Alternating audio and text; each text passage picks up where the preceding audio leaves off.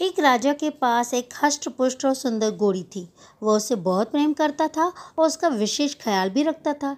इसका कारण यह था कि युद्ध क्षेत्र में घोड़ी ने कई बार राजा के प्राणों की रक्षा की थी। यह घोड़ी की वफादारी थी जिससे राजा का दिल जीत लिया था। घोड़ी ने कई वर्षों तक राजा की सेवा की और पूर्ण वफादार बनी रही।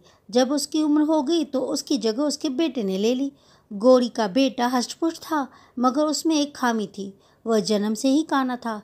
इस बात को लेकर वह हमेशा दुखी रहा करता था। एक बार उसने घोड़ी से पूछा, माँ मैं काना क्यों जन्मा?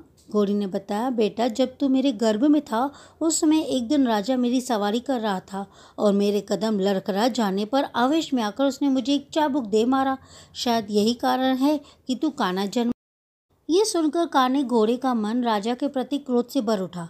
वह बोला, माँ राजा ने मुझे जीवन भर का दुख दिया है, मैं उससे इसका प्रतिशोध लूंगा। घोड़ी ने समझा, नहीं बेटा, राजा हमारा पालक है, उसके प्रति प्रतिशोध की भावना अपने हृदय में मत ला।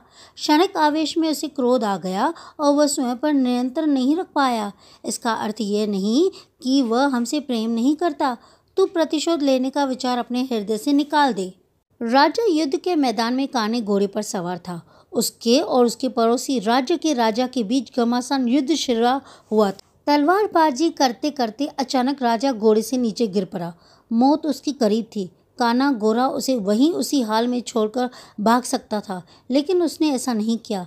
उसने फुर्ती दिखाई और राजा को फिर से अपनी पीठ पर बिठाकर उसके प्राण बचा लिए।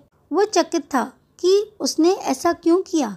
जिस व्यक्ति ने उसे काना बनाया उसने उसके प्रति वफादारी क्यों दिखाई? क्यों उससे प्रतिशोध नहीं लिया? ये प्रश्न उसने अपनी माँ से पूछा तो वह मुस्कुराते हुए बोली, तू आखिर बेटा किसका है? मेरा ना। मेरी छत्रछाया में तू पला बड़ा है। जो संस्कार मैंने तुझे दिए हैं वो तेरी रग रग में रच बस गए हैं। उन संस्कारों के विपरीत तू जा ही नहीं सकता। वफादारी तेरे खून में है बेटा, तू वफादार ही रहेगा।